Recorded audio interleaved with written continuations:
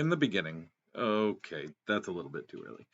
A while after the beginning, before good and evil, Asmodeus was a soldier for law, engaged in an eternal war against the abyss, and performing the sorts of dirty work that often comes up in war, especially against howling legions of murderous chaos.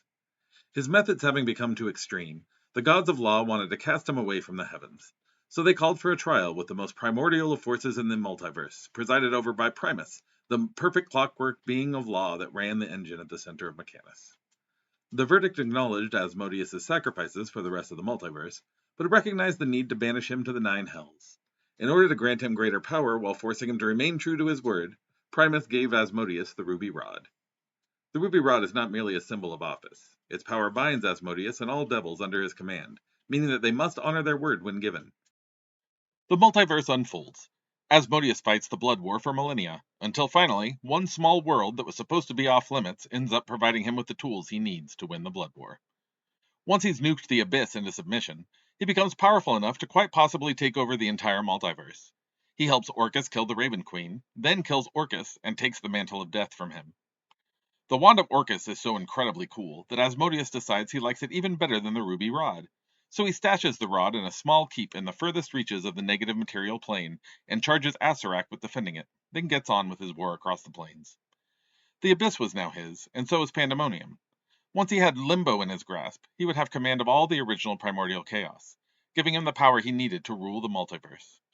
However, as he stood on the precipice of victory, a stalwart defense of the city of Shrocket Lore by the Githzerai and some terrorists in a Winnebago managed to stop him from claiming an easy victory, and he had to take the field in person. This could well be Asmodeus's final error. By taking the field in the primordial chaos, he became vulnerable, and Primus used the moment of weakness to strike with all his power. He managed to chain Asmodeus, neutralizing his power, and drug the Lord of Hell back with him to his chamber in Mechanus. Now, without Asmodeus's grand vision to justify their defense, Primus and the forces of Mechanus are sewing up the tattered remnants of what Asmodeus had already conquered. With the primordial chaos locked in his rigid control, Primus would be able to turn to the rest of the multiverse. Time itself would stop flowing, and all would freeze into a single, perfectly ordered moment that Primus could maintain permanently.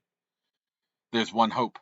A secret network of heroes, sages, terrorists, and dead people has found a ritual that would be able to free Asmodeus. However, it will only work with an item of immense power which contains some essence of both Primus and Asmodeus. Even with that item, there's still the matter of the door to Primus's chamber, which is protected with a magic called the Binding, which goes back to the first moment of a creature's existence and unmakes them so that they never existed. But hey, one problem at a time. Onward to the Ruby Rod.